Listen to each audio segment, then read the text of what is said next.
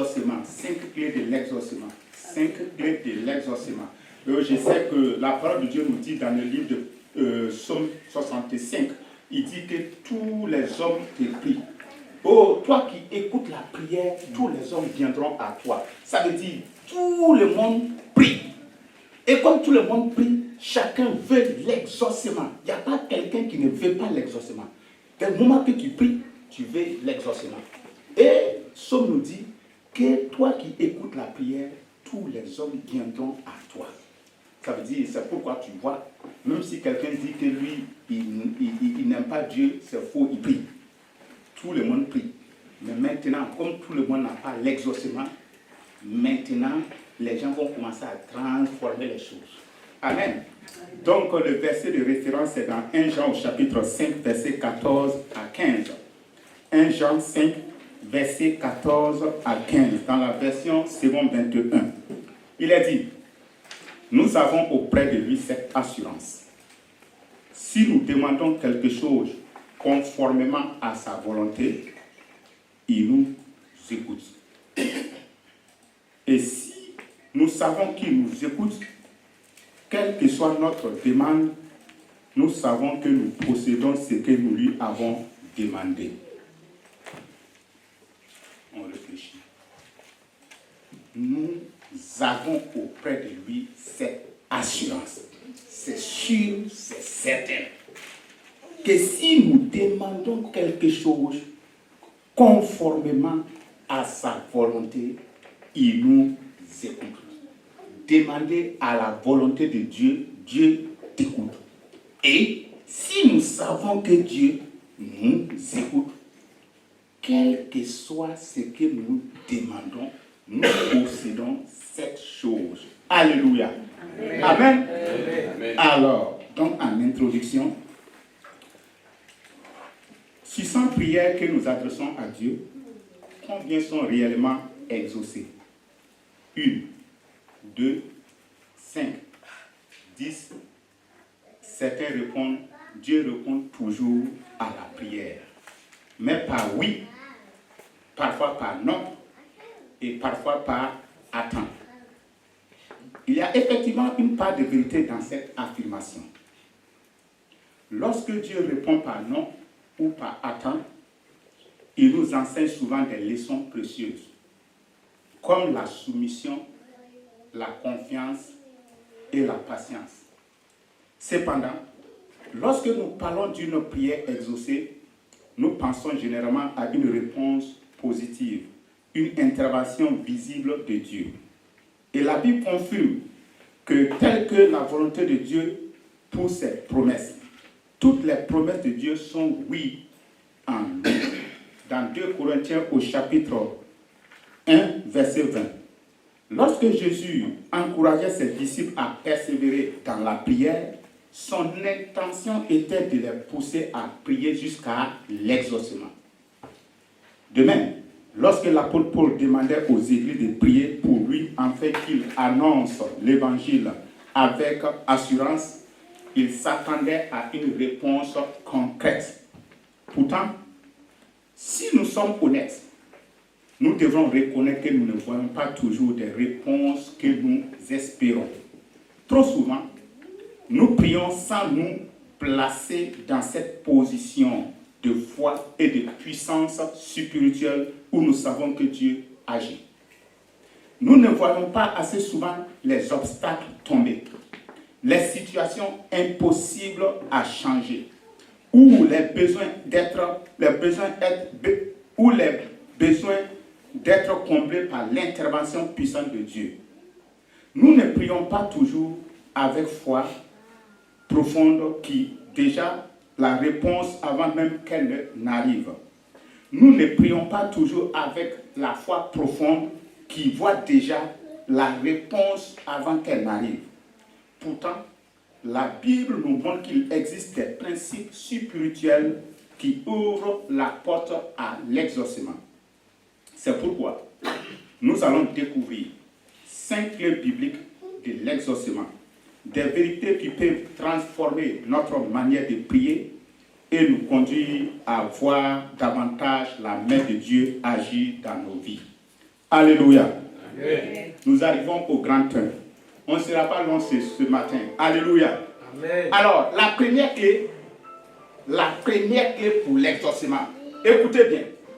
Si tu veux l'exaucement, la première clé que tu dois utiliser, c'est avoir les pensées de Dieu. Les pensées de Dieu. Il faut que j'ai la pensée de Dieu. Beaucoup de prières échouent parce qu'elles commencent par des pensées humaines plutôt qu'avec des pensées de Dieu. Face à une situation, nous réagissons souvent selon notre logique et notre perception immédiate. Lorsque Jésus annonça sa souffrance et sa mort à Jérusalem, Pierre s'y opposa en disant: cela ne t'arrivera pas. Cela n'arrivera pas. Mais Jésus lui répondit: tes pensées ne sont pas les pensées de Dieu, mais celles des hommes. Amen. Voici un Pierre qui aimait beaucoup Jésus. Un Pierre qui a vu Jésus faire beaucoup de miracles. Un Pierre qui a vu Jésus marcher sur l'eau. Un Pierre qui a vu l'oreille de Malchus être recollée. Un Pierre qui a vu la multiplication des pains. Un Pierre qui a vu toutes ces choses. Et le Seigneur venait lui dire que lui, il va souffrir, il va mourir. Pierre ne peut pas être d'accord de ça. C'est pourquoi il dit non, je ne suis pas d'accord. Toi, tu vas mourir, tu nous as appelés à te suivre, tu vas mourir, nous on va faire comment? Tu ne peux pas dire ça. Tu ne peux même pas dire que tu vas mourir. Parce que ce que je t'ai vu faire, tu as déjà vaincu tout. Tu ne peux pas mourir. Donc ça, c'était la pensée de Pierre. Alors, Pierre voyait seulement la souffrance immédiate de Jésus. Mais qu'est-ce que Dieu voyait dans ça? Pierre, lui, voyait quoi? La souffrance de Jésus. Mais Dieu voyait quoi? Dieu voyait la résurrection. Dieu voyait la victoire de Christ et Dieu voyait le salut du monde entier, le salut des hommes. Vous voyez? Deux pensées différentes. Pierre, lui, voit la défaite. Pierre, lui, voit la souffrance. Mais Dieu voit quoi? La résurrection. Dieu voit quoi? Le salut. Dieu voit quoi? La victoire. C'est ça. Donc, si tu n'as pas les pensées de Dieu, si tu as un petit bobo, une petite maladie, tu vas commencer à dire des choses comme Pierre. Tu vas commencer à t'énerver contre Dieu. Tu vas commencer à murmurer contre Dieu. Tu vas commencer à faire des choses contre Dieu. Est-ce que la maladie, ce n'est pas pour donner gloire à Dieu? Est-ce que ce n'est pas pour t'aider? C'est ça qu'il faut savoir. Avoir les pensées de Dieu. Face à ta situation, qu'est-ce que Dieu pense dans cette situation? Tu es au service. Peut-être on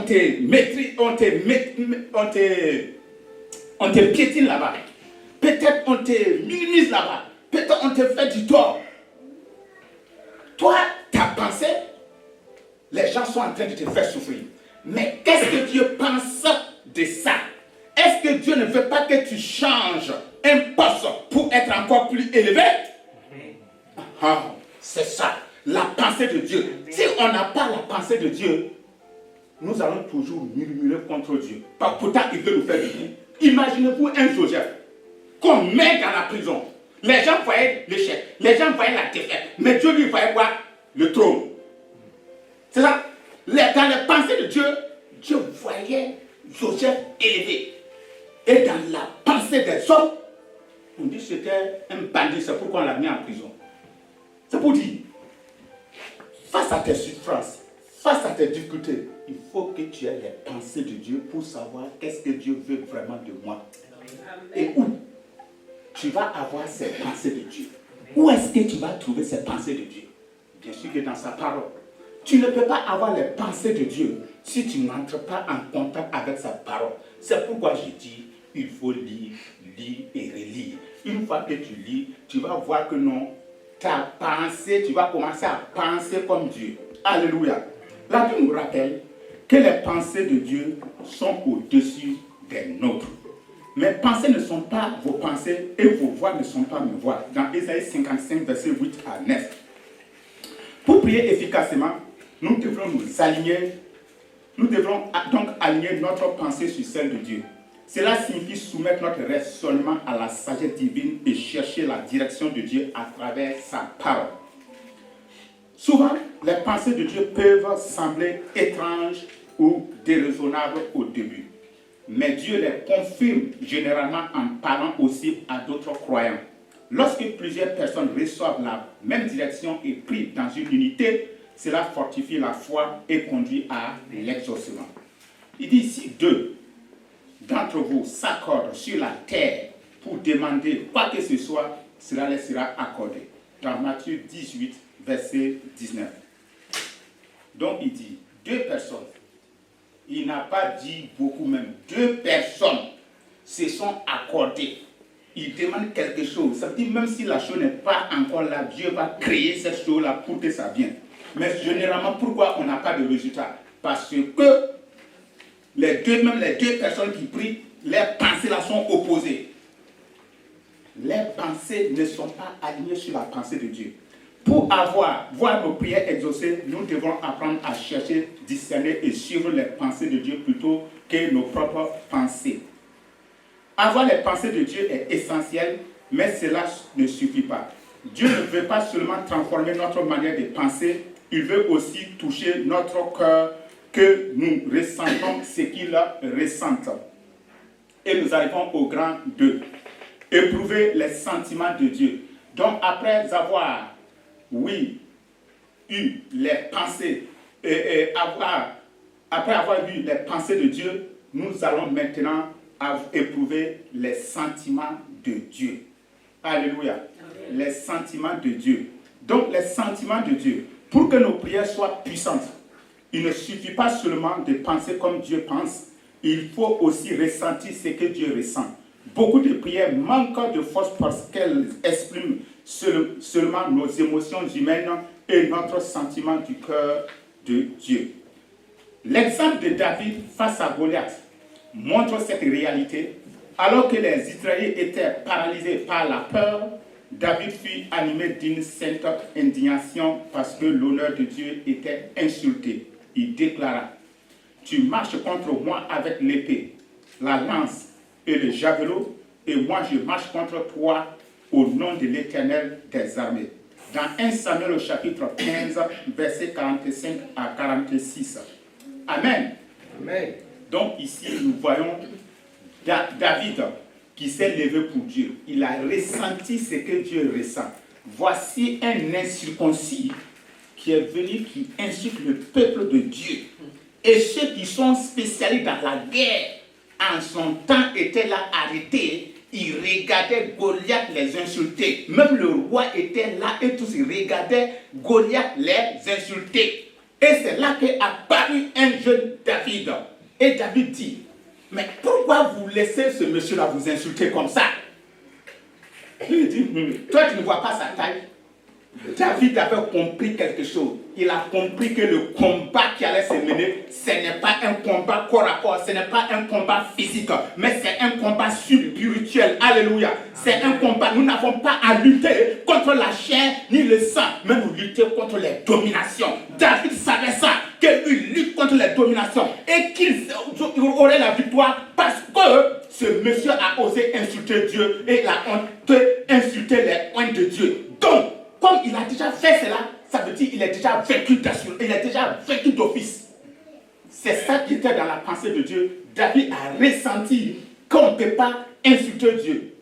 Quand il a ressenti ça, il s'est levé pour Dieu. Il sait que quand tu insultes Dieu, ta vie là est arrêtée, ta vie est stoppée. Quand tu insultes les élus de Dieu, ta vie là est détruite, ta vie là est néant, ta vie là ne sera plus rien. David savait ça. Mais ceux qui étaient là, l'armée d'Israël qui était là, et tous ils ne savaient pas ça.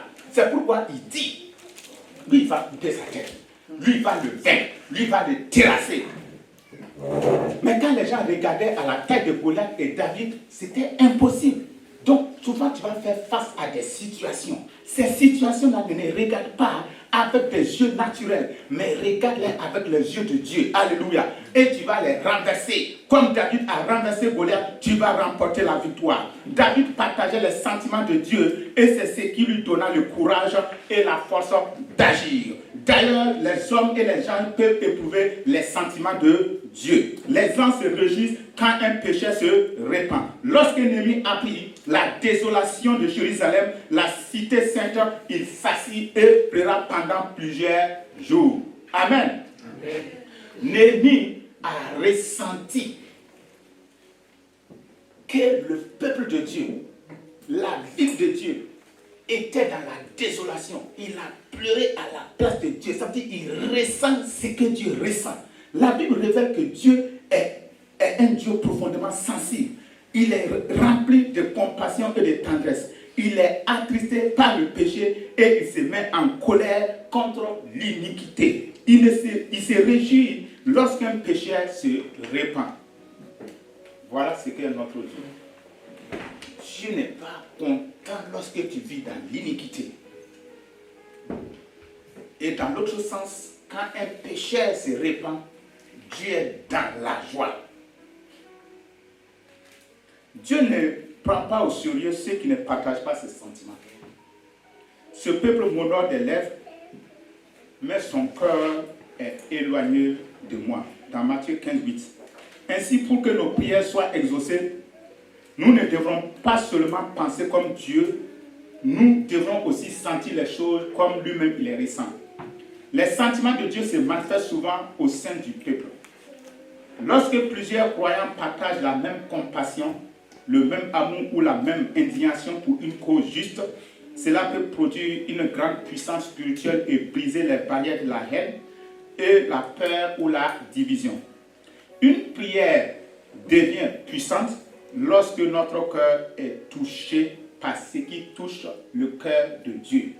Si tu veux que ta prière soit puissante, il faut que ce qui touche le cœur de Dieu touche également ton cœur. Dès que ça touche le cœur de Dieu et ça touche ton cœur, toute prière que tu vas faire, ça sera exaucé. Lorsque nous commençons à ressentir ce que Dieu ressent, il se produit quelque chose de profond en nous. Son désir devient aussi le nôtre. Alors naît en nous une passion pour voir son plan s'accomplir. Alléluia. Amen. Donc, si j'ai les pensées de Dieu, si je ressens ce que Dieu ressent, maintenant, la troisième clé, je dois désirer l'accomplissement du plan de Dieu. Désirer l'accomplissement du plan de Dieu. Il est possible d'avoir des pensées de Dieu et même de partager ses sentiments tout en restant simple spectateur.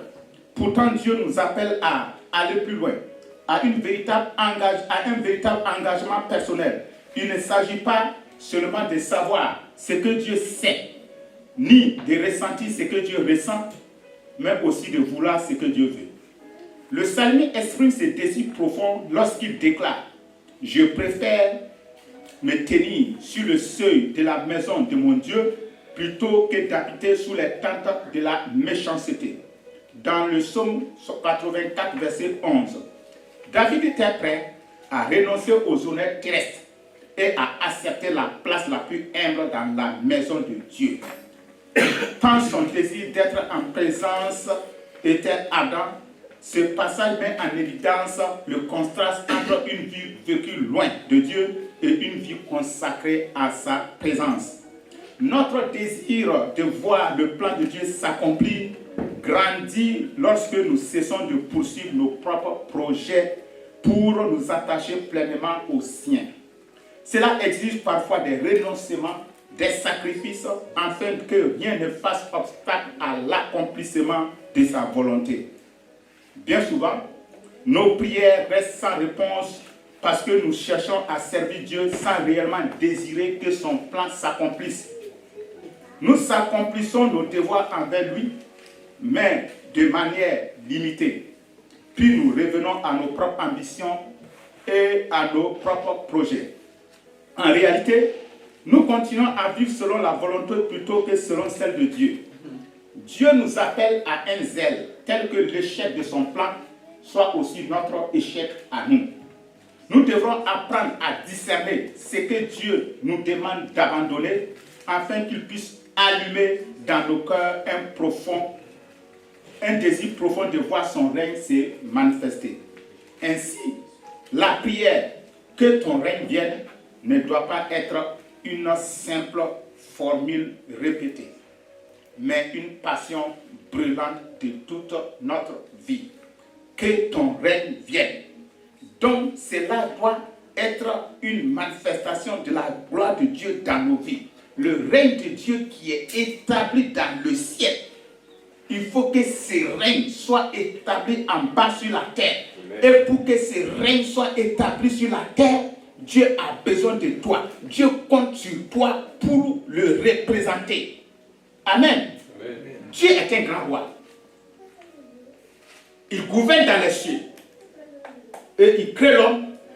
Et il lui dit, gouverne sur la terre. Tu es mon représentant. C'est notre mission. Faire que l'œuvre de Dieu, faire que la gloire de Dieu soit manifeste dans tous les 4 coins du monde. Alléluia. Amen. Nous avons un exemple marquant de Loren Cunningham, fondateur de Jeunesse en Mission. Voici ce qu'il dit. Il raconte comment Dieu lui demanda de s'engager dans un projet qui semblait financièrement impossible. Pourtant, convaincu que cet appel venait de Dieu, il ne pouvait plus l'ignorer. Lorsqu'il demanda au Seigneur ce qu'il devrait faire, la réponse fut claire. Tout abandonner. Lui et ses collaborateurs obéissent et se retrouvèrent sans ressources. Mais leur cœur était désormais entièrement tourné vers l'accomplissement du plan de Dieu. À partir de ce moment, Dieu répond à leurs prières de manière miraculeuse. Et ce qui paraissait impossible devient une œuvre missionnaire qui allait toucher le monde entier. Amen. Amen. Vous voyez où l'obéissance peut nous amener? Lorsqu'on obéit. À première vue, quand Dieu te dit quelque chose, et quand tu regardes ta situation, tu vas dire impossible. Mais si tu tiens bon, que tu restes, voici ce que Dieu fait. Il rend l'impossible possible. Amen. Amen. Lorsque notre cœur désire réellement l'accomplissement du plan de Dieu, ce désir finit par s'exprimer. Il s'exprime d'abord par nos paroles. Nous commençons alors à déclarer ce que Dieu dit. Amen. Amen. Et nous arrivons à la 4e clé, dire les paroles de Dieu. Dire les paroles de Dieu. Donc, après avoir pensé, après avoir ressenti, après avoir désiré l'accomplissement du plan de Dieu, nous voici maintenant, nous devons désirer les paroles de Dieu. Penser, ressentir et désirer sont des réalités intérieures. Mais le plan de Dieu s'accomplit souvent lorsque sa parole est proclamée avec foi. Dieu a pensé et voulu la création, mais elle est venue à l'existence lorsque Dieu a parlé. Vous entendez? Oui. Dieu a pensé et voulu la création, mais elle est venue lorsque Dieu a ouvert la bouche pour parler. De même, Jésus savait que Lazare devrait ressusciter. Mais le miracle s'est produit quand il a déclaré « Lazare, sors !» Et il est sorti. Donc ça veut dire que tu es appelé à parler. Tu es appelé à parler sur tes situations. Tu es appelé à parler. Dieu voulait voir quoi? Dieu voulait voir ce monde. Dieu voulait voir les arbres. Dieu voulait voir l'eau. Dieu voulait voir tout ce que nous voyons aujourd'hui. Il n'y avait pas. Mais comme il avait envie de voir cela, il a commencé à parler. Et quand nous regardons dans Genèse 1, on dit Dieu dit, puis Dieu dit, Dieu dit, puis Dieu dit, Dieu dit, puis Dieu dit. Et les choses sont venues à l'existence. Ce qui n'existe pas encore est venu à l'existence. Amen. Amen. Toi, tu veux que ta situation change. Tu veux que les choses changent dans ta vie et tu reviens de parler. Qui va venir changer ça dans ta vie? Tu dois parler comme Dieu a parlé. Tu dois dire ce que Dieu dit de dire. Amen. J'ai l'habitude de dire à mes enfants, j'ai dit la prière, ce n'est pas prier comme ça. La prière, c'est dire ce que Dieu a déjà dit. Tu n'as pas à dire ta propre parole. Non, ta propre parole ne compte pas. Tes pleurs ne comptent pas. Tout ce que tu fais, ça ne compte pas. Il faut dire ce que Dieu a dit. Et tu les retrouves où? Dans sa parole encore. Amen. Amen. Jésus voulait ressusciter son ami Lazare. Il est arrivé. S'il ne parlait pas, Lazare ne sort pas. Il fallait qu'il ouvre la bouche. Il dit, Lazare, sort. Tout le monde des ténèbres qui l'avaient attaché, ils ont fui. Et ils ont laissé Lazare sortir. Donc, tout ce qui est enchaîné dans ta vie comme Lazare, tout ce qui est mélangé dans ta vie, c'est ce que tu vas dire. C'est ça qui va changer la situation. C'est ça qui va transformer les choses. Souvent, il y a des choses, on n'a pas besoin de prière. On a vraiment prié. Maintenant, il faut que tu déclares. Il faut que tu parles aux situations. Il faut que tu déclares. Il faut que tu dis que les choses s'accomplissent dans ta vie. Et tu vas les voir accomplir dans ta vie. Amen. Amen. Un homme était là, qu'on peut nommer Daniel. Cet homme était prospère, riche. Du jour au lendemain, tout est gâté. Entreprise foutue. Les créanciers le poursuivent. Dès par-ci, dès par-là. Ce monsieur, il est là. Il est même s'est mélangé dans sa tête. Mais ce qui le faisait mal, c'était son fils. Son fils qui était un étudiant brillant. Son fils qui était un étudiant brillant, sur lequel peut-être même il comptait. Voici avec les faux compagnies, ce monsieur ne rentre même plus à la maison. Ce monsieur, il sort, il ne rentre plus. Son papa, il ne sait pas comment faire. Il prie, rien. Les chaînes de prière, rien. Il fait tout, rien. Dieu, rien. Jusqu'au jour où il entend la prédication d'un vieux pasteur qui était venu pour donner la parole. Et ce vieux pasteur, dans son message, il dit quoi? Ne dis pas tes problèmes à Dieu, mais dis la puissance de Dieu à tes problèmes. Dis la puissance de Dieu à tes problèmes. Amen. Mon Dieu est puissant. Mes problèmes ne peuvent pas rester sur ma vie. Amen. Et il a continué. Il a dit, le fils du roi ne peut pas venir rester à l'entrée de la porte pour demander quelque chose. Parce que c'est quand même le fils du roi. Il ne peut pas faire cela. Alléluia. Amen. Amen. Donc il avance.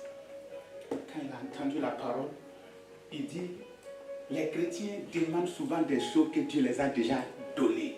Dieu t'a déjà béni. Dieu t'a déjà fait des choses. Maintenant, à toi d'ouvrir la bouche pour parler.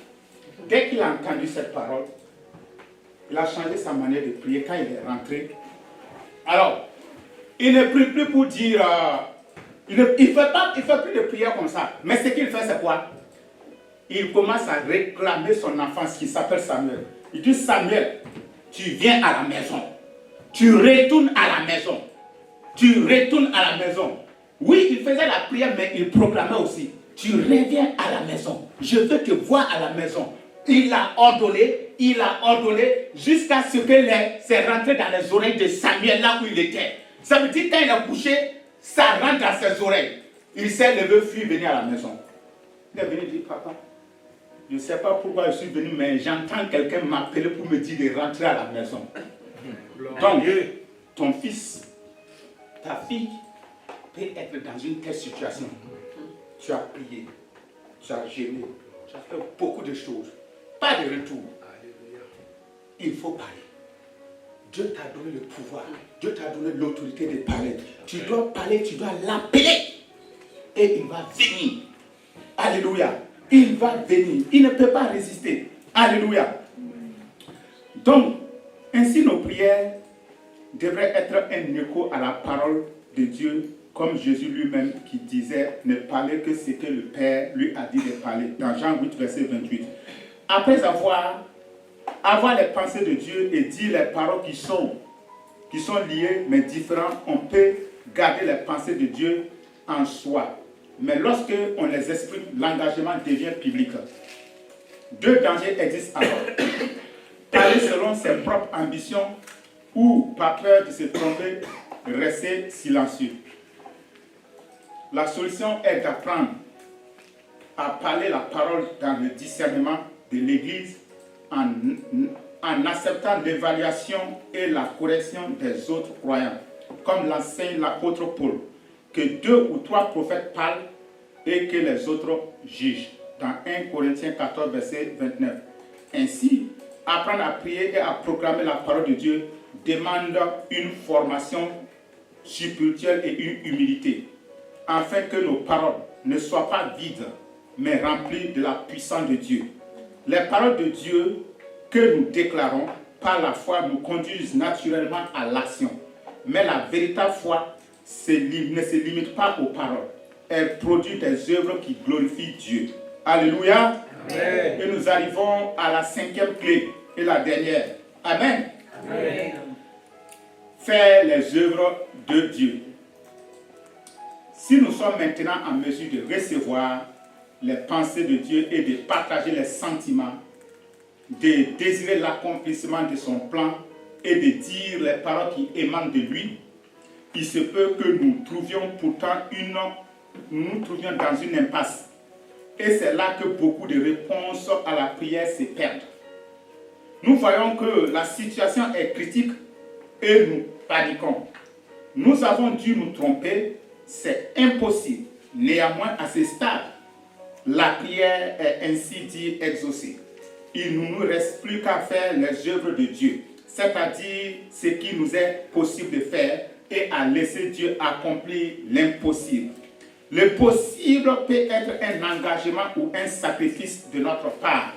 Cela est insuffisant pour obtenir ce que nous voulons, mais représente tout ce que nous sommes capables de faire. C'est comme cette histoire du petit garçon qui avait les 5 pains et les 2 poissons. Tout ce qu'il pouvait faire, c'était de donner à Jésus. Mais Jésus aussi, tout ce que Dieu demandait mais c'était aussi tout ce que Dieu demandait pour agir, pour accomplir le miracle. Donc voici, ils étaient dans une situation difficile où il fallait nourrir des milliers de personnes. Et les disciples sont venus demander à Jésus, renvoie-les pour qu'ils puissent aller chercher à manger. Jésus leur dit, donnez-les vous-même à manger. Il dit, nous sommes dans le désert, il n'y a pas de choses ici, on ne peut pas trouver la nourriture pour tout cela. Mais il y a un petit garçon qui avait 5 pains et 2 poissons. Donc Jésus a dit, faites-les asseoir. Et Jésus, quand il a pris le pain, il l'a multiplié et tout le monde a mangé et jusqu'à même c'est resté. Amen. Amen. Souvent, nous pensons que ce que nous avons, c'est petit, on ne peut pas faire l'œuvre de Dieu avec. Effectivement, c'est ce que Dieu demande pour faire des grandes choses. Et ça me rappelle cette dame, voilà, la veuve de Sarepta qui était en train de ramasser le bois quand le prophète Élie est arrivé. Il a dit, prépare-moi d'abord à manger. Il dit, toi, le prophète, là, tu n'as pas honte, hein? Tu vois, le bois que moi je ramasse là, c'est pour aller préparer le dernier repas. Moi et mon fils, nous allons manger et après ce repas, nous allons mourir.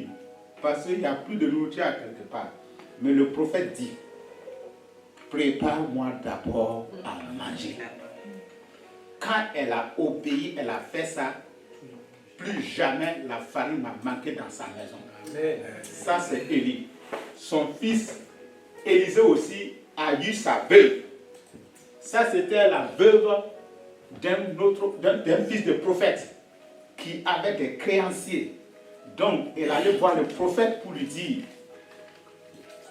mon mari est mort, mais les créanciers sont venus pour prendre mes enfants. Et Élisée demande à la dame, qu'as-tu à la maison? Elle a dit rien. Mais à part un flacon d'huile. Il dit, oh, le miracle est déjà dans ta maison. Tu as déjà le miracle. Donc, ce que tu as de petit là, c'est ça que Dieu veut utiliser pour manifester sa gloire. C'est ça que Dieu veut utiliser pour glorifier son nom. Alléluia. Amen. Dieu ne veut même pas beaucoup. Il veut petit là avec ton cœur pour manifester, pour montrer qu'il est Dieu. Alléluia. Amen. Et il a dit, le miracle déjà dans ta maison, va, demande des vases en grand nombre, rentre dans ta maison, ferme la porte et commence à verser lui dans les vases. Quand elle est rentrée, elle a versé. Et tous ces vases qu'elle avait pris, tout est rempli. Et quand c'est rempli, il n'y avait plus de vases, c'est là que l'huile s'est arrêtée. Et le miracle était là. Nous demandons le miracle de Dieu. Nous demandons la visitation de Dieu. Prends ce que tu as de petit. Et fais quoi? Glorifie le Seigneur avec ça. Il sait. Lui, il sait que tu n'as rien. C'est ça qui est bon dans l'affaire de Dieu. Dieu sait que tu n'as rien. Il sait. Hein? Il sait. Les hommes peuvent ne pas savoir, mais lui, il sait que tu n'as rien. Tu le prends au mot et c'est Dieu là va manifester sa grandeur dans ta vie. Alléluia. Amen. Si chaque fois nous prions, nous utilisons ces clés, chaque fois que nous pourrons dire avec Jésus, Père, je te rends grâce de ce que tu m'as exaucé et tu m'as toujours exaucé. Dans Jean 11, verset 41 à 42. Amen. Amen. Donc pour résumer, donc il faut que nous ayons les 5 clés, il faut que nous ayons les pensées de Dieu. Une fois que j'ai les pensées de Dieu, je vais éprouver les sentiments de Dieu. J'éprouve les sentiments de Dieu, je désire que le plan de Dieu soit accompli. Une fois que je désire que le plan de Dieu soit accompli, je cherche à dire la parole de Dieu. Une fois que je dis la parole de Dieu, maintenant moi je me mets à l'action. Alléluia. Je me mets à l'action. Et tu vas voir ce qui va se faire dans ta vie. Alléluia. Et tu le dis, comme nous sommes dans un moment de jeûne et prière, il faut les mettre en pratique. Parce qu'au fin de ce jeûne, nous voudrons voir des témoignages. Nous voudrons voir des témoignages puissants pour la gloire de ton nom. Alléluia. Amen. Amen. Que le Seigneur soit béni. Amen. Amen. Alors nous arrivons à la conclusion. Bien-aimés, Dieu n'est pas indifférent à nos prières lorsqu'un cœur s'approche de lui par la foi, sincérité et persévérance. Le ciel s'ouvre. La parole déclare, demandez et l'on vous donnera. Cherchez et vous trouverez. Frappez et l'on vous ouvrira. Dans Matthieu 7,7. Dans une autre version, j'ai lu, il dit continuez à demander, continuez à chercher et continuez à frapper. Amen. Amen. Tant que tu frappes, que tu n'as pas vu là, il faut continuer à frapper. Et encore, la prière du juste a une grande efficacité. Jacques 5, verset 16. Alors, gardons ces clés dans nos vies. Continuons à prier, à croire et à attendre avec confiance. Car le Dieu qui promet est aussi le Dieu qui exauce. Amen. Amen. Amen. Amen. Amen. Alléluia. Amen. Que le Seigneur soit béni. Amen.